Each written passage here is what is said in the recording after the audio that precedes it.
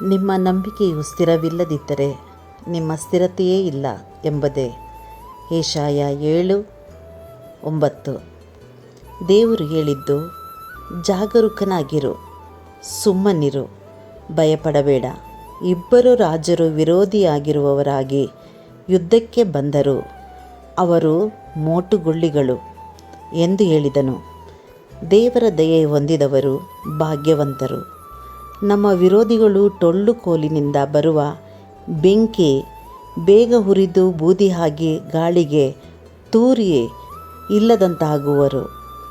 ಎಂಥ ಘೋರ ಕಷ್ಟ ನಮಗೆ ಬಂದರೂ, ಗುಡ್ಡಗಳ ಹಾಗೆ ನಿಂದೆಗಳು ಬಂದರೂ ಇವು ಇಲ್ಲದಂತಾಗುವವು.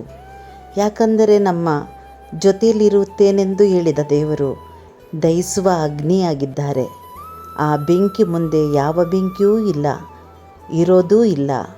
ಅದಕ್ಕೆ ದೇವರ ಮೇಲಿಟ್ಟಿರುವ ನಂಬಿಕೆ ಬಂಡೆಯಂತೆ ನಮ್ಮಲ್ಲಿದ್ದರೆ ನಮ್ಮನ್ನು ಎದುರಿಸುವವರು ಯಾರೂ ಇಲ್ಲ. ಆಮೇನ್.